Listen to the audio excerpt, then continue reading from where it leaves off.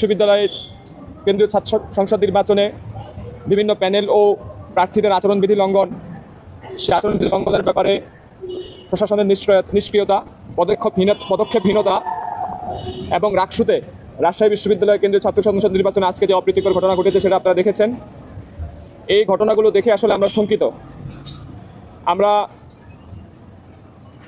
যে আকাঙ্ক্ষা নিয়ে জুলাই অভ্যুত্থান ঘটেছিল এবং তার পরবর্তীতে আমরা যে পরিবেশ পরিস্থিতি দেখতে চেয়েছিলাম, যে পরিবর্তনটা দেখতে চেয়েছিলাম, আমাদের কাছে এখন মনে হচ্ছে যে আমরা ধীরে ধীরে একটা ষড়যন্ত্রের ফাঁদে পড়তে যাচ্ছি। আমাদের কেন্দ্রীয় ছাত্র সংসদ নির্বাচনগুলো কোনোভাবে যদি আটকে যায় বা কোনোভাবে যদি বানচাল করে দেওয়া যায়, তাহলে আমরা যে স্বপ্ন দেখছিলাম স্বপ্ন পুরোটাই ব্যর্থ। ফলশ্রুতিতে আমাদের জুলাই অভ্যুত্থানের যে মূল শক্তি ছাত্র, সেই ছাত্রদের মূল চাহিদার জায়গায় হচ্ছে ছাত্র সংসদ নির্বাচনগুলো।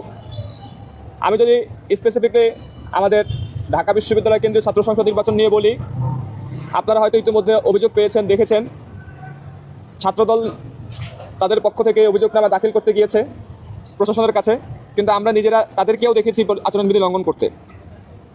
হলগুলোতে টাকা ছড়াছড়ি হচ্ছে, নামে বেনামে শিক্ষার্থীদেরকে খাওয়ানো হচ্ছে, যেগুলো সম্পূর্ণ আচরণবিধির লঙ্ঘন এবং নির্বাচনের পরিবেশকে বিনষ্ট করে, লেভেল প্লেইং ফিল্ডকে নষ্ট করে।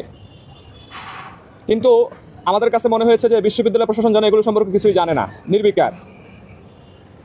এভাবে যদি আচরণবিধি লঙ্ঘন হতে থাকে, ফেব্রিকেটেড হাইপের মাধ্যমে ভোটারদেরকে ম্যানিপুলেট করার ইয়েটা চলতে থাকে,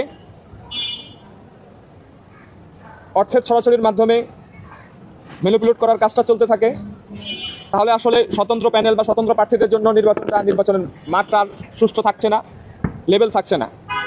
আমরা এই জায়গাটায় পিছিয়ে যাচ্ছি।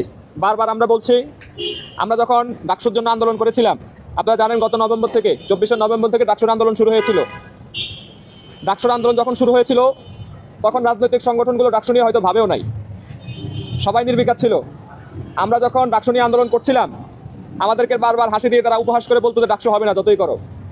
আমরা যখন সফলতার ধারপ্রান্তে পৌঁছে যাচ্ছিলাম, তখন তারা বলছিল ডাকসুর পরিবেশ নাই, এই নাই সেই নাই বলে তারা ডাকসুকে বাধাগ্রস্ত করতে চেয়েছিল।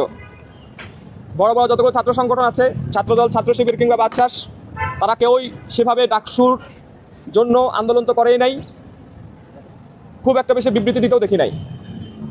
আমরা আন্দোলন করেছি, লড়াই করেছি, অনশন করেছি। এত লড়াইয়ের মধ্য দিয়ে যে ডাকসু আমরা এনেছি, সে ডাকসুতে আজকে এসে দেখলাম কি, যারা ডাকসু চায়নি, ডাকসুর জন্য আন্দোলন করেনি, তারাই এখন হেভিওয়েট প্রার্থী। মিডিয়াগুলো পিআর টিমের মাধ্যমে, ফেব্রিকেটেড হাইপের মাধ্যমে তাদেরকে হেভিওয়েট প্রার্থী হিসেবে দেখানো হচ্ছে। সেখানে যারা ডাকসুর জন্য খেটেছিল